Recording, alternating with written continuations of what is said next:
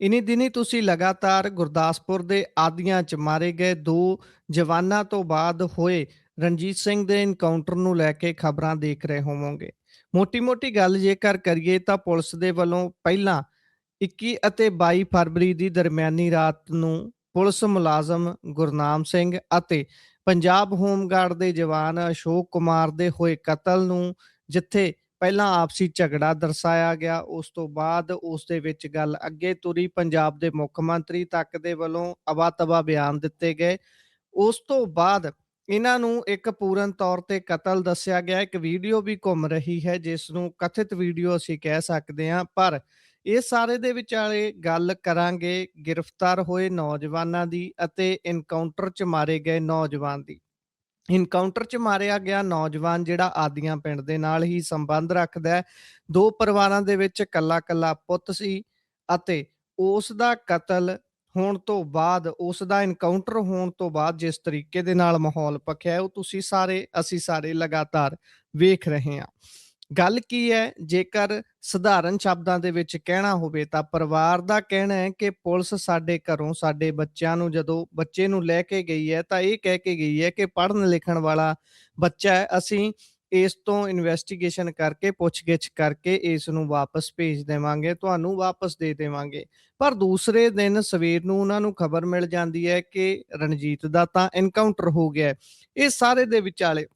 ਪਰਿਵਾਰ ਦੀ ਇਸ ਸਮੇਂ ਮੰਗ ਜੋ ਹੈ ਉਸ ਤੇ ਧਿਆਨ ਕੇਂਦਰਿਤ ਕਰਨਾ ਬਹੁਤ ਜ਼ਰੂਰੀ ਹੈ। ਪਰਿਵਾਰ ਕੀ ਮੰਗ ਰਿਹਾ ਹੈ? ਪਰਿਵਾਰ ਮੰਗ ਰਿਹਾ ਹੈ ਨਿਆਇਕ ਜਾਂਚ, ਬਿਲਕੁਲ ਪਾਰਦਰਸ਼ੀ ਜਾਂਚ ਮੰਗ ਰਿਹਾ ਹੈ। ਪਰ ਫਿਰ ਵੀ ਨਾ ਤਾਂ ਪੁਲਿਸ ਦੇ ਸੀਨੀਅਰ ਅਧਿਕਾਰੀਆਂ ਦੇ ਕੰਨ ਤੇ ਜੂੰ ਸਰਕ ਰਹੀ ਹੈ ਤੇ ਨਾ ਹੀ ਪੰਜਾਬ ਦੀ ਸੱਤਾ ਦੇ ਵਿੱਚ ਬੈਠੀ ਹੋਈ ਪਾਰਟੀ ਦੇ ਕਿਸੇ ਵੀ ਮੈਂਬਰ ਦੇ ਕੰਨ ਦੇ ਉੱਪਰ ਜੂੰ ਰੇਂਗਦੀ ਨਜ਼ਰ ਆ ਰਹੀ ਹੈ। ਪਹਿਲਾਂ ਤਾਂ ਪੰਜਾਬ ਦੇ ਮੁੱਖ ਮੰਤਰੀ ਸਾਹਿਬ ਅਵਾ-ਤਵਾ ਬਿਆਨ ਆ ਕੇ ਮੀਡੀਆ ਸਾਹਮਣੇ ਦੇ ਜਾਂਦੇ ਨੇ ਵੀ ਭਾਈ ਆਪਸੀ ਲੜਾਈ ਦੇ ਵਿੱਚ, ਆਪਸੀ ਝਗੜੇ 'ਚ ਨਾ ਇੱਕ ਦੂਜੇ ਨੂੰ ਮਾਰ ਦਿੱਤਾ ਹੋਵੇ। ਫਿਰ ਜਲੰਧਰ ਦੇ ਪੀਏਪੀ 'ਚ ਆ ਕੇ ਗੱਡੀ ਚਾੜ੍ਹਨ ਤੱਕ ਦੀਆਂ ਗੱਲਾਂ ਕਰਦੇ ਨੇ, ਜਿਹੜੀ ਕਿ ਇੱਕ 3rd ਗ੍ਰੇਡ ਬੰਦੇ ਦੀ ਬੋਲੀ ਵੀ ਭਾਸ਼ਾ ਵੀ ਨਹੀਂ ਹੁੰਦੀ, ਉਹ ਪੰਜਾਬ ਦੇ ਸੀਐਮ ਦੇ ਵੱਲੋਂ ਵਰਤੀ ਜਾਂਦੀ ਹੈ। ਖੈਰ, ਆਪਾਂ ਇਸ ਮੁੱਦੇ ਦੇ ਉੱਪਰ ਆਉਂਦੇ ਹਾਂ। ਇਸ ਦੇ ਵਿੱਚ ਚੇਤੇ ਰੱਖਣ ਵਾਲੇ 3 ਨਾਮ ਨੇ। 3 ਨਾਮ ਕਿਹੜੇ ਨੇ? ਸਭ ਤੋਂ ਪਹਿਲਾ ਨਾਮ ਰਣਜੀਤ ਦਾ ਹੈ, ਉਸ ਤੋਂ ਅਗਲਾ ਨਾਮ ਦਿਲਾਵਰ ਸਿੰਘ ਦਾ ਹੈ, ਉਸ ਤੋਂ ਅਗਲਾ ਨਾਮ ਇੱਕ ਹੋਰ ਜਿਹੜਾ ਸਾਹਮਣੇ ਆਉਂਦਾ ਹੈ ਉਹ ਇੰਦਰਜੀਤ ਦਾ ਹੈ। ਤੁਹਾਨੂੰ ਦੱਸ ਦਈਏ ਕਿ ਰਣਜੀਤ ਦੀ ਗ੍ਰਿਫਤਾਰੀ ਹੁੰਦੀ ਹੈ, ਦਿਲਾਵਰ ਦੀ ਗ੍ਰਿਫਤਾਰੀ ਹੁੰਦੀ ਹੈ, ਪਰ ਇੰਦਰਜੀਤ ਫਰਾਰ ਦੱਸਿਆ ਜਾ ਰਿਹਾ ਸੀ, ਜਿਸ ਨੂੰ ਅੱਜ ਦੱਸਿਆ ਜਾਂਦਾ ਹੈ ਕਿ ਪੁਲਿਸ ਨੇ ਅੰਮ੍ਰਿਤਸਰ ਤੋਂ ਗ੍ਰਿਫਤਾਰ ਕਰ ਲਿਆ ਹੈ। ਅੱਜ ਇੱਕ ਵੀਡੀਓ ਵੀ ਘੁੰਮਦੀ ਹੋਈ ਨਜ਼ਰ ਆ ਰਹੀ ਹੈ ਜਿਸ ਦੇ ਵਿੱਚ ਮੂੰਹ ਢੱਕੇ ਹੋਏ ਇੱਕ ਮੁਲਜ਼ਮ ਨੂੰ ਪੁਲਿਸ ਲਿਜਾ ਰਹੀ ਹੈ ਤੇ ਉਸ ਦੇ ਸਾਹਮਣੇ ਸਿਰਫ 2 ਮਾਈਕ ਆਈਡੀਆਂ ਨੇ ਤੇ ਮੀਡੀਆ ਵਾਲੇ ਉਸ ਨੂੰ ਪੁੱਛਦੇ ਨੇ ਸਵਾਲ ਤੇ ਉਸ ਦੇ ਵਿੱਚ ਉਹ ਜਦੋਂ ਜਵਾਬ ਦਿੰਦਾ ਹੈ,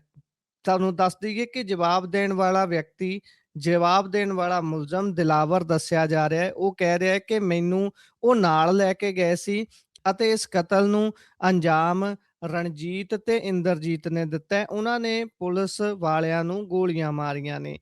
ਇਹ ਜਿਹੜੀ ਵੀਡੀਓ ਹੈ ਇਹ ਪੁਲਿਸ ਦੀ ਕਸਟਡੀ ਦੇ ਵਿੱਚ ਮੌਜੂਦ ਦਿਲਾਵਰ ਦੀ ਆਈ ਹੈ ਤੇ ਇਸ ਕਰਕੇ ਇਹ ਸ਼ੱਕ ਦੇ ਘੇਰੇ 'ਚ ਆ ਜਾਂਦਾ ਹੈ ਕਿ ਇਹ ਬਿਆਨ ਉਸ ਦਾ ਆਪਣਾ ਹੈ ਜਾਂ ਫਿਰ ਇਹ ਬਿਆਨ ਉਸ ਨੂੰ ਦਬਾਅ ਦੇ ਵਿੱਚ ਦੇਣਾ ਪਿਆ ਹੈ, ਦਬਾਅ ਪਾ ਕੇ ਦਵਾਇਆ ਗਿਆ ਹੈ, ਕਿਉਂਕਿ ਜਿਸ ਤਰੀਕੇ ਦਾ ਪ੍ਰੈਸ਼ਰ ਕ੍ਰੀਏਟ ਹੋ ਰਿਹਾ ਹੈ ਇਸ ਸਮੇਂ ਪੁਲਿਸ ਦੇ ਦੁਆਲੇ, ਉਹ ਬਹੁਤ ਸਾਰੇ ਸ਼ੰਕੇ ਸ਼ੁਬੇ ਖੜੇ ਕਰਦਾ ਹੈ। ਇਸ ਵਿੱਚ ਹੁਣ ਇਹ ਗੱਲ ਹੋਰ ਵੀ ਖਾਸ ਹੋ ਜਾਂਦੀ ਹੈ ਕਿ ਜਦੋਂ ਇਹ ਬਿਆਨ ਆਇਆ ਉਸ ਦੇ ਨਾਲ-ਨਾਲ ਹਾਈ ਕੋਰਟ ਦੇ ਵਿੱਚ PIL ਵੀ ਇਸ ਨੂੰ ਲੈ ਕੇ ਪਾ ਦਿੱਤੀ ਗਈ ਹੈ।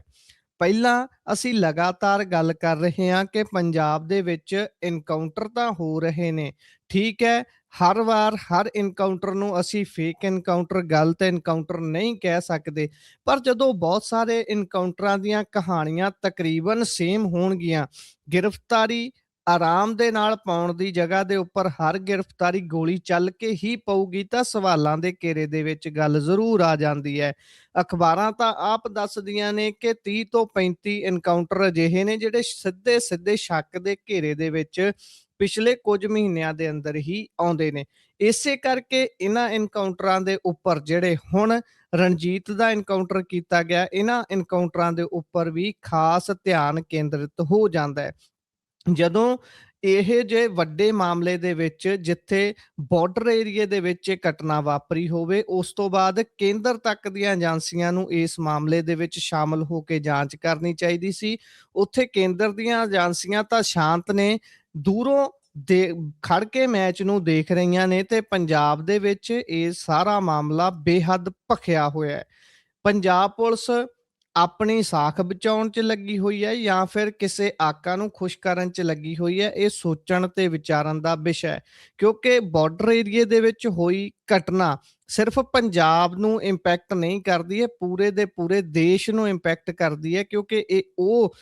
ਬਹੁਤ ਸੈਂਸਿਟਿਵ ਜ਼ੋਨ ਹੈ ਜਿੱਥੇ ਦੋ ਦੇਸ਼ ਮਿਲਦੇ ਨੇ, ਦੋ ਦੇਸ਼ਾਂ ਦਾ ਆਪਸ ਦਾ ਇੱਕ ਕੰਡਿਆਲੀ ਤਾਰ ਵਾਲਾ ਏਰੀਆ ਜਿਹੜਾ ਹੁੰਦਾ ਹੈ, ਉਹ ਹੋਰ ਵੀ ਸੰਵੇਦਨਸ਼ੀਲ ਹੋ ਜਾਂਦਾ ਹੈ, ਕਿਉਂਕਿ ਗੱਲਾਂ ਤਾਂ ਇੱਥੋਂ ਤੱਕ ਚੱਲੀਆਂ ਵੀ ਭਾਈ ਤਾਰੋਂ ਪਾਰ ਲੋਕ ਆਏ, ਉਹਨਾਂ ਨੇ ਇਹਨਾਂ ਨੂੰ ਮਾਰਿਆ ਅਤੇ ਉਸ ਤੋਂ ਬਾਅਦ ਵਾਪਸ ਚਲੇ ਗਏ। ਕਈ ਤਰ੍ਹਾਂ ਦੀਆਂ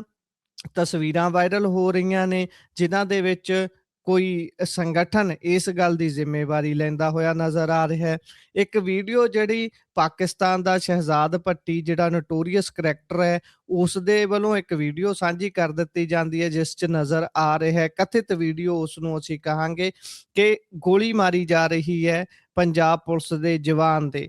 ਉਹ ਸਾਰੀ ਗੱਲਬਾਤ ਦੇ ਵਿੱਚ ਹੁਣ ਦੁਬਾਰਾ ਤੋਂ ਆਪਾਂ ਜੇਕਰ ਰਣਜੀਤ ਸਿੰਘ ਦੇ ਐਨਕਾਊਂਟਰ ਦੇ ਉੱਪਰ ਆਈਏ, ਤਾਂ ਡੀਆਈਜੀ ਦੇ ਵੱਲੋਂ ਕੀਤੀ ਗਈ ਪ੍ਰੈਸ ਕਾਨਫਰੰਸ ਦੇ ਵਿੱਚ ਬਹੁਤ ਸਾਰੀਆਂ ਚੀਜ਼ਾਂ ਨੂੰ ਕਲੂਲੈਸ ਛੱਡ ਦਿੱਤਾ ਗਿਆ, ਉਹਨਾਂ ਨੂੰ ਕਿਸੇ ਵੀ ਐਂਡ ਤੇ ਨਹੀਂ ਲਿਜਾਇਆ ਗਿਆ। ਜਿਵੇਂ ਉਸ ਸਮੇਂ ਡੀਆਈਜੀ ਕਹਿੰਦੇ ਨੇ ਵੀ ਭਾਈ ਇਸ ਨੂੰ ਅਸੀਂ ਗ੍ਰਿਫਤਾਰ ਕੀਤਾ, ਤੇ ਗ੍ਰਿਫਤਾਰ ਕਰਨ ਤੋਂ ਬਾਅਦ ਇਸ ਨੇ ਮੰਨਿਆ, ਇਹਨਾਂ ਨੇ ਇਹ ਮੰਨਿਆ ਕਿ ਅਸੀਂ ਫਲਾਨੀ ਜਗ੍ਹਾ ਤੇ ਹਥਿਆਰ ਲਕੋਏ ਨੇ। ਇੱਕ ਐਸਐਚਓ ਉਸ ਨੂੰ ਆਪਣੀ ਗੱਡੀ ਦੇ ਵਿੱਚ ਬਿਠਾ ਕੇ ਤੜਕਸਾਰ ਹੀ ਉਸ ਹਥਿਆਰ ਨੂੰ ਰਿਕਵਰ ਕਰਨ ਦੇ ਲਈ ਜਾ ਰਿਹਾ ਸੀ। ਇਹ ਵੀ ਸ਼ੰਕੇ ਸ਼ੁਬੇ ਵਾਲੀ ਗੱਲ ਹੈ ਕਿ ਜੇਕਰ ਉਹ ਹਥਿਆਰ ਰਿਕਵਰ ਕਰਨ ਲਈ ਲੈ ਕੇ ਜਾ ਰਿਹਾ ਸੀ, ਉਸ ਦੇ ਹੱਥਕੜੀ ਲੱਗੀ ਹੋਈ ਸੀ, ਜੇ ਲੱਗੀ ਹੋਈ ਸੀ ਤਾਂ ਨਾਲ ਹੋਰ ਕਿੰਨੇ ਉਹਨਾਂ ਦੇ ਮੁਲਾਜ਼ਮ ਸੀ ਜਿਹੜੇ ਉਸ ਇੱਕ ਮੁਲਜ਼ਮ ਨੂੰ, ਇੱਕ ਸੈਂਸਿਟਿਵ ਮੁਲਜ਼ਮ ਨੂੰ ਜਿਸ ਨੇ ਬਾਰਡਰ ਏਰੀਏ ਦੇ ਵਿੱਚ ਪੰਜਾਬ ਪੁਲਿਸ ਦੇ ਜਵਾਨਾਂ ਨੂੰ ਨਿਸ਼ਾਨਾ ਬਣਾਇਆ ਹੋਵੇ। ਉੱਥੇ ਤਾਂ ਹੋਰ ਵੀ ਸੁਰੱਖਿਆ ਦਾ ਘੇਰਾ ਵੱਧ ਹੋਣਾ ਚਾਹੀਦਾ ਹੈ ਨਾ, ਵੀ ਭਾਈ ਜੇਕਰ ਇਸ ਦੇ ਸੱਚਿਓ ਆਈਐਸਆਈ ਨਾਲ ਲਿੰਕ ਨੇ, ਹੋ ਸਕਦਾ ਹੈ ਕਿੰਨਾ ਖਤਰਨਾਕ ਤੇ ਖੂਫੀਆ ਤਰੀਕੇ ਦੇ ਨਾਲ ਕੰਮ ਕਰਦਾ ਹੋਵੇ, ਹੋ ਸਕਦਾ ਇਹਦੇ ਪਿੱਛੇ ਕਿੰਨੀਆਂ ਵੱਡੀਆਂ ਟੀਮਾਂ ਹੋਣ, ਤਾਂ ਪੁਲਿਸ ਦਾ ਘੇਰਾ ਆਟੋਮੈਟਿਕਲੀ ਵੱਧ ਜਾਣਾ ਚਾਹੀਦਾ ਸੀ। ਪਰ ਪੁਲਿਸ ਉਸ ਨੂੰ ਦੱਸੀ ਗਈ ਜਗ੍ਹਾ ਤੋਂ ਹਥਿਆਰ ਬਰਾਮਦ ਕਰਨ ਲਈ ਲੈ ਕੇ ਨਿਕਲਦੀ ਹੈ, ਪਰ ਉਸੇ ਸਮੇਂ ਪੁਲਿਸ ਦੀ ਗੱਡੀ ਬਹੁਤ ਜ਼ਿਆਦਾ ਧੁੰਦ ਹੋਣ ਕਾਰਨ ਪਲਟ ਜਾਂਦੀ ਹੈ। ਇਸ ਚੀਜ਼ ਦਾ ਫਾਇਦਾ ਚੱਕ ਕੇ ਕਹਿੰਦੇ ਵੀ ਰਣਜੀਤ ਉੱਥੋਂ ਭੱਜ ਨਿਕਲਦਾ ਹੈ। ਰਣਜੀਤ ਭੱਜ ਨਿਕਲਦਾ ਹੈ ਤੇ ਉਸ ਤੋਂ ਬਾਅਦ ਉਹ ਹਥਿਆਰ ਅਰੇਂਜ ਕਰ ਲੈਂਦਾ ਹੈ, ਮੋਟਰਸਾਈਕਲ ਅਰੇਂਜ ਕਰ ਲੈਂਦਾ ਹੈ, ਤੇ ਉਸ ਜਗ੍ਹਾ ਤੋਂ ਜਿੱਥੋਂ ਉਹ ਗੱਡੀ ਪਲਟਣ ਕਰਕੇ ਭੱਜਿਆ ਸੀ, ਉਸ ਤੋਂ 23-24 ਕਿਲੋਮੀਟਰ ਦੂਰ ਲੱਗੇ ਹੋਏ ਨਾਕੇ ਦੇ ਉੱਪਰ ਉਹ ਜਦੋਂ ਪਹੁੰਚਦਾ ਹੈ, ਉਹ ਨਾਕਾ ਦੇਖ ਕੇ ਫਾਇਰਿੰਗ ਕਰ ਦਿੰਦਾ ਹੈ, ਉਸ ਦਾ ਮੋਟਰਸਾਈਕਲ ਸਕਿਡ ਕਰਦਾ ਹੈ, ਅਤੇ ਉਸ ਕ੍ਰਾਸ ਫਾਇਰਿੰਗ ਦੇ ਦੌਰਾਨ ਇੱਕ ਗੋਲੀ ਪੁਲਿਸ ਮੁਲਾਜ਼ਮ ਦੇ ਲੱਗਦੀ ਹੈ ਤੇ ਇਧਰੋਂ ਰਣਜੀਤ ਦੇ ਗੋਲੀ ਲੱਗਦੀ ਹੈ। ਇਹ ਕਹਾਣੀ ਪੁਲਿਸ ਦੱਸ ਰਹੀ ਹੈ। ਤੇ ਇਸ ਤੋਂ ਬਾਅਦ ਹਸਪਤਾਲ ਲਿਜਾ ਕੇ ਜਦੋਂ ਰਣਜੀਤ ਨੂੰ ਲਿਜਾਇਆ ਜਾਂਦਾ ਹੈ ਤਾਂ ਉਹ ਮ੍ਰਿਤ ਐਲਾਨ ਦਿੱਤਾ ਜਾਂਦਾ ਹੈ। ਇਹ ਜਿਹੜੀ ਪੁਲਿਸ ਸਟੋਰੀ ਦੱਸ ਰਹੀ ਹੈ, ਪਰ ਹੈਰਾਨ ਕਰਨ ਵਾਲੀ ਗੱਲ ਇਸ ਦੇ ਵਿੱਚ ਇਹ ਹੈ ਕਿ ਜਦੋਂ ਜੇਕਰ ਸੱਚੀਓ ਇਹ ਗੱਲ ਆਪਾਂ 1 ਮਿੰਟ ਲਈ ਮੰਨ ਵੀ ਲਈਏ ਕਿ ਪੁਲਿਸ ਕਹਿੰਦੀ ਹੈ ਕਿ ਜਦੋਂ ਗੱਡੀ ਪਲਟੀ ਤਾਂ ਉਹ ਉੱਥੋਂ ਮੌਕੇ ਤੋਂ ਫਰਾਰ ਹੋਣ 'ਚ ਸਫਲ ਹੋ ਗਿਆ। ਮੌਕੇ ਤੋਂ ਫਰਾਰ ਹੁੰਦਿਆਂ ਹੀ ਉਸ ਦੇ ਕੋਲ ਫੋਨ ਕਿੱਥੋਂ ਆ ਗਿਆ, ਉਸਨੇ ਆਪਣੀ ਹੱਥਕੜੀ ਕਿਵੇਂ ਖੋਲੀ, ਤੇ ਉਸ ਨੇ ਹਥਿਆਰ ਕਿੱਥੋਂ ਲੈ ਲਿਆ, ਉਸਨੇ ਮੋਟਰਸਾਈਕਲ ਲੈ ਕੇ ਉਸ ਜਗ੍ਹਾ ਤੋਂ ਕਿੱਥੇ ਜਾਣਾ ਸੀ। ਇਹ ਸਾਰੀਆਂ ਗੱਲਾਂ ਨੂੰ ਕਲੂਲੈਸ ਬਿਲਕੁਲ ਅੱਧ ਬਾਟੇ ਪੁਲਿਸ ਦੇ ਵੱਲੋਂ ਛੱਡ ਦਿੱਤਾ ਗਿਆ। ਹਾਲਾਂਕਿ ਪੁਲਿਸ ਇਹ ਵੀ ਕਹਿ ਸਕਦੀ ਹੈ ਕਿ ਇਹ ਇਨਵੈਸਟੀਗੇਸ਼ਨ ਦਾ ਵਿਸ਼ਾ ਹੈ, ਅਸੀਂ ਇਸ ਦੇ ਵਿੱਚ ਅੱਗੇ ਹਾਲੇ ਇਨਵੈਸਟੀਗੇਸ਼ਨ ਕਰ ਰਹੇ ਹਾਂ। ਪਰ ਇਹ ਸਾਰੇ ਮਾਮਲੇ ਦੇ ਵਿੱਚ ਵਰਤੇ ਗਏ ਹਥਿਆਰ ਕਦੋਂ ਮਿਲਣਗੇ, ਕਿਵੇਂ ਮਿਲਣਗੇ, ਉਹ ਬਹੁਤ ਜ਼ਰੂਰੀ ਹੋ ਜਾਂਦਾ ਹੈ, ਕਿਉਂਕਿ ਜੇਕਰ ਉਹਨਾਂ ਮਾਰੇ ਗਏ ਇੱਕ ਪੁਲਿਸ ਮੁਲਾਜ਼ਮ ਤੇ ਹੋਮਗਾਰਡ ਦੇ ਜਵਾਨਾਂ ਦੇ ਸਰੀਰ ਦੇ ਵਿੱਚ ਕਿਹੜੀਆਂ ਗੋਲੀਆਂ ਨੇ ਅਤੇ ਬਰਾਮਦ ਕੀਤਾ ਗਿਆ ਹਥਿਆਰ ਕਿਹੜਾ ਹੈ, ਉਹਨਾਂ ਦੋਨਾਂ ਨੂੰ ਆਪਸ 'ਚ ਇੰਟਰਲਿੰਕ ਕੀਤਾ ਜਾਂਦਾ ਹੈ, ਤਾਂ ਫਿਰ ਸ਼ਾਇਦ ਬਹੁਤ ਸਾਰੀਆਂ ਚੀਜ਼ਾਂ ਕਲੀਅਰ ਹੋਣਗੀਆਂ ਕਿ ਭਾਈ ਜਿਹੜੀ ਗੱਲ ਪੁਲਿਸ ਕਹਿੰਦੀ ਹੈ ਕਿ ਇਹਨਾਂ ਦੇ ਵੱਲੋਂ ਮਾਰਿਆ ਗਿਆ ਸੀ, ਅਤੇ ਉਹ ਹਥਿਆਰ ਕਿਹੜਾ ਹੈ ਜਿਹੜਾ ਉਸ ਸਮੇਂ ਜਦੋਂ ਰਣਜੀਤ ਨੂੰ ਕਹਿੰਦੇ ਨੇ ਵੀ ਭਾਈ ਰਣਜੀਤ ਨੇ ਸਾਹਮਣਿਓਂ ਫਾਇਰਿੰਗ ਕੀਤੀ, ਰਣਜੀਤ ਦੇ ਕੋਲ ਕਿਹੜਾ ਹਥਿਆਰ ਸੀ, ਇਹ ਵੀ ਕਲੀਅਰ ਹੋਣਾ ਚਾਹੀਦਾ ਹੈ ਤਾਂ ਕਿ ਲੋਕਾਂ ਨੂੰ ਪਤਾ ਲੱਗ ਸਕੇ ਕਿ ਜੇਕਰ ਉਸ ਰਣਜੀਤ ਦੇ ਕੋਲ ਸੱਚਿਓ ਕਿਸੇ ਦੇ ਨਾਲ ਗੰਭੀਰ ਲਿੰਕ ਸਨ, ਕਿਸੇ ਗੰਭੀਰ ਸੰਗਠਨ ਦੇ ਨਾਲ ਲਿੰਕ ਸਨ, ਤਾਂ ਉਹ ਹਥਿਆਰ ਕਿਹੜਾ ਸੀ ਜਿਸ ਦੇ ਨਾਲ ਉਸਨੇ ਪੁਲਿਸ ਦੇ ਉੱਪਰ ਫਾਇਰਿੰਗ ਕੀਤੀ, ਉਹ ਕਿੰਨਾ ਖਤਰਨਾਕ ਸੀ। ਇਹ ਚੀਜ਼ਾਂ ਕਲੂ ਜੁੜਨਗੇ ਤਾਂ ਬਹੁਤ ਸਾਰੀਆਂ ਚੀਜ਼ਾਂ ਕਲੀਅਰ ਹੋਣਗੀਆਂ, ਕਿਉਂਕਿ ਪਰਿਵਾਰ ਦੇ ਵੱਲੋਂ ਜਿਹੜੀਆਂ ਗੱਲਾਂ ਕਹੀਆਂ ਜਾ ਰਹੀਆਂ ਨੇ ਉਸ ਦੇ ਉੱਪਰ ਨਾ ਤਾਂ ਪੁਲਿਸ ਕੰਨ ਧਰ ਰਹੀ ਹੈ, ਨਾ ਹੀ ਸਿਆਸੀ ਵਿਰੋਧੀ ਧਿਰ ਦੇ ਵਿੱਚ ਬੈਠੇ ਹੋਏ ਸਿਆਸਤਦਾਨ ਤਾਂ ਇਸ ਨੂੰ ਖੂਬ ਬਟੋਰ ਰਹੇ ਨੇ, ਇਸ ਤੋਂ ਖੂਬ ਵਿਊ ਬਟੋਰ ਰਹੇ ਨੇ, ਲਗਾਤਾਰ ਵਹੀਰਾਂ ਘੱਤ ਕੇ ਘਰ ਉਹਨਾਂ ਦੇ ਘਰ ਜਾ ਰਹੇ ਨੇ ਰਣਜੀਤ ਸਿੰਘ ਦੇ, ਅਤੇ ਇੰਦਰਜੀਤ ਦੇ ਪਰਿਵਾਰ ਦੇ ਨਾਲ ਵੀ ਅੱਜ ਜਾ ਕੇ ਮੁਲਾਕਾਤ ਕਰਦੇ ਨਜ਼ਰ ਆਏ ਨੇ ਉਸ ਜਗ੍ਹਾ ਤੋਂ ਐਮਪੀ ਸੁਖਜਿੰਦਰ ਰੰਧਾਵਾ। ਇਹ ਸਭ ਦੇ ਵਿਚਾਲੇ ਇੱਕ ਬੇਹੱਦ ਦੁਖਦ ਪਹਿਲੂ ਇਹ ਹੈ ਕਿ ਗੁਰਦਾਸਪੁਰ ਦੇ ਉਸ ਏਰੀਏ ਦੇ ਜਿੱਥੋਂ ਸੁਖਜਿੰਦਰ ਰੰਧਾਵਾ ਹੁਣੀ ਐਮਪੀ ਨੇ, ਅਤੇ ਉਹ ਪਹਿਲਾਂ ਐਮਪੀ ਤੋਂ ਪਹਿਲਾਂ ਉਸ ਏਰੀਏ ਤੋਂ ਐਮਐਲਏ ਸਨ, ਪਰ ਉਹਨਾਂ ਨੇ ਜਦੋਂ ਐਮਪੀ ਬਣ ਜਾਣ ਤੋਂ ਬਾਅਦ ਉਹ ਸੀਟ ਖਾਲੀ ਕੀਤੀ ਤਾਂ ਉਸ ਜਗ੍ਹਾ ਤੋਂ ਜਿਹੜੇ ਰੰਧਾਵਾ ਜਿਹੜੇ ਉੱਥੋਂ ਇਲੈਕਸ਼ਨ ਜਿੱਤੇ ਨੇ, ਉਹਨਾਂ ਦੇ ਵੱਲੋਂ ਜਿਹੜੀ ਪ੍ਰੈਸ ਕਾਨਫਰੰਸ ਕੀਤੀ ਗਈ ਹੈ ਉਹ ਬੇਹੱਦ ਹੈਰਾਨ ਕਰਦੀ ਹੈ, ਬੇਹੱਦ ਪਰੇਸ਼ਾਨ ਕਰਦੀ ਹੈ, ਕਿਉਂਕਿ ਉਹ ਉਸ ਆਪਣੀ ਪ੍ਰੈਸ ਕਾਨਫਰੰਸ ਦੇ ਵਿੱਚ ਸ਼ਰੇਆਮ ਪੁਲਿਸ ਦਾ ਸਾਥ ਦੇਣ ਦੀ ਗੱਲ ਤੇ ਗੋਲੀ ਬੱਟੇ ਗੋਲੀ ਦਾ ਜ਼ਿਕਰ ਕਰਦੇ ਨੇ। ਉਹ ਸ਼ਰੇਆਮ ਇੱਕ ਤਰੀਕੇ ਦਾ ਇਸ ਪੇਸ਼ ਕਰਨ ਦੀ ਕੋਸ਼ਿਸ਼ ਕਰ ਰਹੇ ਨੇ ਕਿ ਜੋ ਪੁਲਿਸ ਨੇ ਕੀਤਾ ਉਹ ਬਿਲਕੁਲ ਠੀਕ ਹੈ, ਅਸੀਂ ਕਹਿੰਦੇ ਪੁਲਿਸ ਦੇ ਨਾਲ ਆ। ਕਿ ਇਹ ਸਟੇਟਮੈਂਟ, ਇਹ ਗੱਲ ਐ ਮੰਨ ਲਈ ਜਾਵੇ ਕਿ ਸਰਕਾਰ ਦਾ ਹੀ ਵਰਸ਼ਨ ਹੈ, ਕਿਉਂਕਿ ਆਮ ਤੌਰ ਤੇ ਅਸੀਂ ਦੇਖਦੇ ਹਾਂ ਕਿ ਪੰਜਾਬ ਦੇ ਵਿੱਚ ਕੋਈ ਵੀ ਐਮਐਲਏ ਆਪਣੇ ਉੱਪਰੋਂ ਆਕਾ ਦੇ ਹੁਕਮ ਤੋਂ ਬਿਨਾਂ ਇੱਕ ਸ਼ਬਦ ਵੀ ਨਹੀਂ ਬੋਲ ਸਕਦਾ, ਤੇ ਇੱਧਰ ਇਸ ਰੰਧਾਵਾ ਐਮਐਲਏ ਦੇ ਵੱਲੋਂ ਪੂਰੀ ਦੀ ਪੂਰੀ ਪ੍ਰੈਸ ਕਾਨਫਰੰਸ ਕਰ ਦੇਣੀ, ਇਹ ਸੰਕੇਤ ਕਰਦੀ ਹੈ ਵੀ ਬਿਲਕੁਲ ਉਸ ਨੂੰ ਪਿੱਛੋਂ ਥਾਪੜਾ ਹੋਊਗਾ, ਇਸੇ ਕਰਕੇ ਉਹਨਾਂ ਨੇ ਪ੍ਰੈਸ ਕਾਨਫਰੰਸ ਕੀਤੀ ਹੈ ਤੇ ਉਸ ਦੇ ਵਿੱਚ ਉਹ ਗੱਲਾਂ ਕੀਤੀਆਂ ਨੇ ਜਿਹੜੀਆਂ ਦਿਲ ਨੂੰ ਬਲੂੰਦਰਨ ਵਾਲੀਆਂ ਨੇ, ਖਾਸ ਤੌਰ ਤੇ ਰਣਜੀਤ ਦੇ ਪਰਿਵਾਰ ਨੂੰ ਅਤੇ ਉਸ ਤੋਂ ਬਾਅਦ ਪੰਜਾਬ ਹਿਤੈਸ਼ੀ ਲੋਕਾਂ ਦੇ ਦਿਲਾਂ ਨੂੰ, ਕਿਉਂਕਿ ਉਹ ਸ਼ਰੇਆਮ ਪੁਲਿਸ ਦਾ ਪੱਖ ਪੂਰਨ ਦੀ ਗੱਲ ਕਰਦੇ ਨੇ ਤੇ ਇਸ ਇਨਕਾਊਂਟਰ ਨੂੰ ਜਸਟੀਫਾਈ ਕਰਦੇ ਹੋਏ ਨਜ਼ਰ ਆ ਰਹੇ ਨੇ ਵੀ ਭਾਈ ਜੇਕਰ ਤੁਸੀਂ ਪੁਲਿਸ ਮੁਲਾਜ਼ਮਾਂ ਤੇ ਕਿਸੇ ਤਰੀਕੇ ਦਾ ਕਹਿਰ ਢਾਓਗੇ ਤਾਂ ਤੁਹਾਡੇ ਤੇ ਵੀ ਢਾਇਆ ਜਾਊਗਾ। ਖੈਰ ਇਸ ਦੇ ਵਿੱਚੋਂ ਵਿਰੋਧੀ ਪਾਰਟੀਆਂ ਵੀ ਬਚੀਆਂ ਹੋਈਆਂ ਨਹੀਂ ਨੇ, ਕਰਦੀਆਂ ਉਹ ਵੀ ਇਹੀ ਕੁਝ ਨੇ। ਜਦੋਂ ਪੰਜਾਬ ਦੇ ਵਿੱਚ ਕਾਂਗਰਸ ਪ੍ਰਧਾਨ ਰਾਜਾ ਵੜਿੰਗ ਹੋਣੀ ਇੱਥੋਂ ਤੱਕ ਕਹਿ ਦਿੰਦੇ ਨੇ ਕਿ ਜੇਕਰ ਕੋਈ ਗੈਂਗਸਟਰ ਹੈ ਤਾਂ ਉਸ ਦੇ ਮਾਮੇ, ਫੁੱਫੜ, ਭੂਆ, ਚਾਚੇ ਸਾਰਿਆਂ ਨੂੰ ਚੱਕ ਕੇ ਜੇਲ੍ਹ 'ਚ ਸੁੱਟਣਾ ਚਾਹੀਦਾ, ਇਹਨਾਂ ਦੀ ਅਕਲ ਫੇਰ ਟਿਕਾਣੇ ਆਉਣੀ ਹੈ। ਜਦੋਂ ਪੰਜਾਬ ਦੇ ਵਿੱਚ ਸ਼੍ਰੋਮਣੀ ਅਕਾਲੀ ਦਲ ਬਾਦਲ ਦੇ ਪ੍ਰਧਾਨ ਸੁਖਬੀਰ ਬਾਦਲ ਹੋਣੀ ਗੈਂਗਸਟਰਾਂ ਨੂੰ